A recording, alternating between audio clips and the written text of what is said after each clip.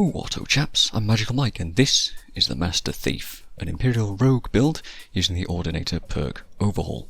This character is a lightly armoured sneak thief with dual daggers, using whatever cool sets you desire, which happens to be an outfit from the Witcher series for this video and a couple of Billy Rose daggers. You'll have to keep your armour light because this character is not well suited to outright combat, choosing to travel the lands of Skyrim under cover of night and shadow. Better to not be seen in the first place than have to deal with other unsavoury sorts. If you absolutely must, though, it's always best to come prepared. Bring a less intelligent companion along to take attention away from you, or perhaps try a little bit of poison on your knives. Hey, whatever works, right? And if you enjoy this sort of video, drop a like and check out the playlist. Cheers. So the trees you'll be investing your perks in are primarily light armour for survivability, sneak and one-handed for your damage output, pickpocket and lockpicking for your main style of roleplay and utility, and if you manage to find extra space, taking some speech, alchemy and smithing and enchantment perks can help you along too. But the main thief trees are going to be a hefty investment. For stat distribution, you'll be splitting pretty equally between health and stamina. More health is obviously useful, but if you're mostly undetected, then it won't be as useful as having more stamina to move around more quickly. You'll find the Master Thief is extremely glass cannon, massively reliant on stealth, doing all the heavy lifting, and hopefully avoiding normal combat as much as possible. The playstyle revolves around getting up close and personal to deliver a gigantic sneak attack with the various dagger related perks, hopefully ending potential confrontations before they even start. If you absolutely must engage in a prolonged fight, bring along some potions and poisons to keep things unfair between you and the other guy, or have the foresight to bring some muscle along with you. Out of combat though, you'll find yourself roaming the streets of Skyrim's various holds alone, keenly looking around for unguarded items, expensive looking clothing giving away a mark's wealth, and any brief opportunity to snatch something from anyone not paying enough attention. A true master of their craft, able to break and enter anywhere, lift any item, and escape completely undetected. Nocturnal willing. Into the details now with perks I'd suggest taking to build the character. Do remember that we're using the Ordinator mod, and my version may be different to yours, so adapt and improvise if you see anything different. These are pretty much just suggestions. Sneak, of course, is your main perk tree.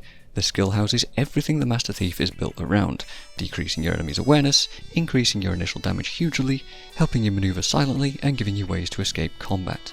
Beware that this character isn't going to use the more supernatural or chaotic perks in this tree, so no laughing ghost, no grease and no tripwires. We're not into all that trickery or magical nonsense. So on those guidelines, stick to just about anything else that simply ups your ability to stay or become undetected, without bringing a bunch of gadgets along with you. Sneak Mastery, Fog of War, Infiltrator, right behind you and behind enemy lines are going to keep you undetected in various situations.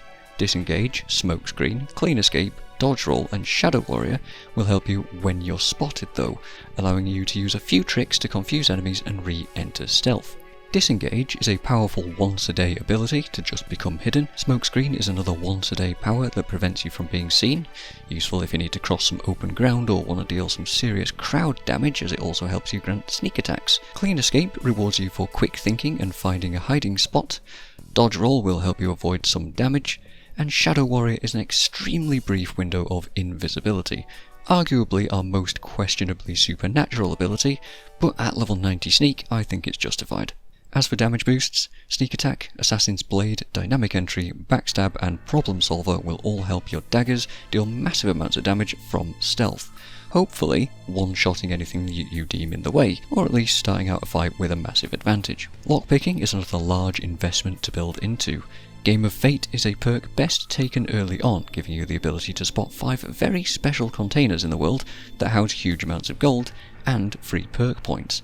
But those locations are completely random, so good luck in your treasure hunting. The right side of the tree can make lockpicking generally easier, but seen this before can let you totally skip easier locks and even refunds 2 perks eventually. The main set of perks here are the middle ones. Robber's Eye, gone in 15 seconds, Dungeoneer, Golden Touch and Treasure Hunter all work together to help you loot. Robber's Eye is a little minigame that triggers whenever you're trespassing, giving you a quick challenge to find a specific container that has better loot in it. The other perks here improve that loot and make the ability work inside of dungeons too. Nose for Treasure lets you specify an item type that you might want more of, in case you really want more potions, weapons, armour or whatever else you pick. Pickpocket is our third major tree.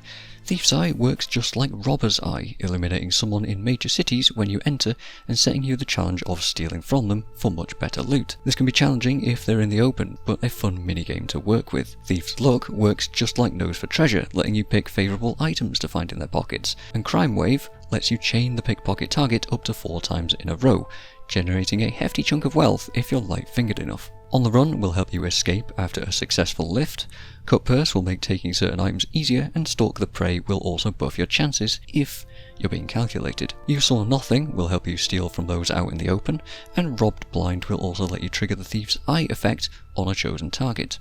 And if all else fails and you get caught in the act, Lawless World will slowly decrease your bounty as long as you're only doing non-violent crimes. The capstone perk, Dragon Horde, is a game changer. Whenever you sleep with 50,000 gold on you, you can spend it for a perk point, which is huge if you've been avoiding combat and need to get some power back. It'll also help with just the sheer number of perks you'll need in this build.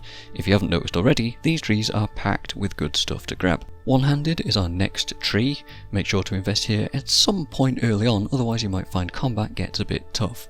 But overall, you're only going to be picking up the Dagger perks here. Bite Marks will help with some minor damage over time, but will stack up quickly since daggers attack so fast. Savage will compound a stacking damage effect, Twin Fang can do even more bleeds, Swaying Cobra can halt regen and cause magic and stamina damage, Death Adder can ignore enemy armor, and Coiling Python can cause paralysis, which is a huge advantage that comes online very late in this build. Next up is Light Armor. Again, there's lots of perks here that are pretty good, but we're going to have to streamline somewhat to get the core stuff. Feel free to fill these perks out more over time, or even prioritise them early on if you're struggling in combat. Most things in the middle of the tree are of value, heading up to Keen Senses so we don't need to wear a helmet. This is mostly for fashion, I'll admit, but you can equip a clothing piece or a circlet here to keep an enchantment and retain that armor boost. We also take Unhindered, so we can outmaneuver enemies, and Evasive Leap, so we can avoid some damage by occasionally jumping in combat. Initiative is a great perk for a panic set of power attacks at the opening, and opens up Windrunner to let us move even faster. Lightning Strike is also helpful for ensuring huge crits on those last second sneak attacks. The rest of the tree is powerful, but you'll have to pick and choose things yourself as you obtain wealth from Dragon Horde. You're going to be spread extremely thin here. Finally, we have a few optional support skills. 1 or 2 perks in alchemy can help with some healing potions or paralysis poisons. Investing in smithing and enchanting are entirely optional and very expensive. Remember that honed metal can let you ask blacksmiths and wizards to improve your gear instead, as long as you haven't managed to get a bounty with them. And of course we have speech, which is actually much more useful to us here, taking bribery to make the guards turn a blind eye, and moving all the way up to the fence perk on the left branch to allow us to sell our stolen goods to anyone. Handy, right?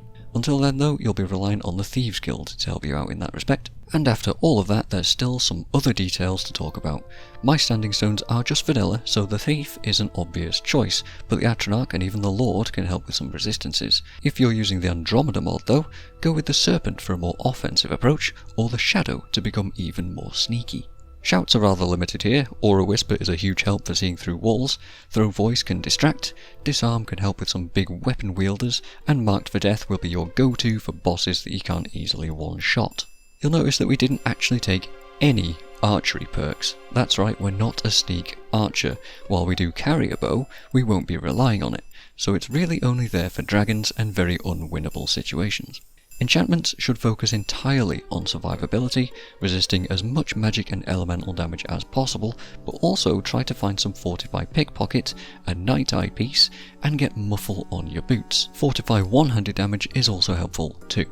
Your daggers are completely up to you, but a set of silver ones with sudden damage will be great for dealing with Dragger, vampires and all those nasty undead in Skyrim.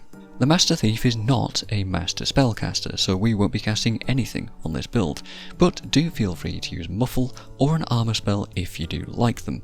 Just remember that they aren't silent to cast, so pick your timings carefully. If you're using the Winter Sun mod, Nocturnal is the obvious choice of worship, naturally. As for some suggested goals for the Master Thief, obviously the Thieves Guild is a great place to go looking for trouble to get involved in. Riften itself is a great hub of activity for this character, granting ample opportunity to practice your talents. You'll need access to a fence ASAP anyway, so go get acquainted with Brynjolf and his team. The quest from the Temple of Mara to reunite lovers offers a permanent 15% magic resist reward, so consider doing that too. And once you get some perks under your belt and become confident enough, the Dark Brotherhood is also worth looking into. You're not beyond doing unsavoury things here, as long as there is a payout. You're not a lunatic, mind, so chaos for the sake of it isn't really what you're trying to achieve. The Brotherhood do work on a contract basis, after all. The various Daedric quests that come up over your adventures might also be interesting to get involved in. Everyone loves a good heist, or at least the fancy stuff that comes at the end of them, and those artifacts are pretty fancy. The Bard's College is good to get into early for those extra speech levels. You could try to obtain as much property in the holds as you can, chuckling away to yourself as you live off all the stolen goods you've sold back to the Jarls. And if you're still stuck for things to find, Legacy of the Dragonborn's Museum will keep you busy for hours, and it'll feel a bit like you're stealing for a good reason rather than a selfish one, perhaps. You're going to be extremely flimsy as this character. Early on, Sneak won't be able to carry you so easily, so don't be afraid to disengage from fights or take a partner with you. Janassa and Inigo are good fits for stealth. As you build your perks, make sure to take a mix of combat and utility stuff as you go, so you're not feeling super weak all the time, and make sure to keep your weapons and armour as up to scratch as you can. Sharpen those knives often. Get acquainted with the pickpocket trainer in Windhelm too. While she'll drain most of your coin from you, it'll soon be worth it when you can steal just about anything that you like. Dragons are unfortunately always going to be challenging. You got a bow, but it won't do much damage. Rely on situational things to help. Allies, poisons, invisibility potions, waiting until they land to strike, any trick in the book until you get Dragon Rend, but even then going toe to toe with them isn't generally a good idea. The smokescreen ability is going to be a massive help though, so careful use of that will become key. Or maybe you've stolen some strong spell scrolls along the way, or have a few magic staffs for just this occasion as well. That though is completely up to you to work out. Consider also adding the mod Sky Climb too, so that you can clamber around the environment and gain better positioning. Though I'm not using it in this video, I do still highly recommend it. And lastly, since you're not very combat based in the first place, you can always opt to simply sneak through dungeons and not engage anything at all. You'll be well suited to it, and it's a change of pace from eliminating every single enemy that you encounter on a normal playthrough. Or just pick your battles carefully.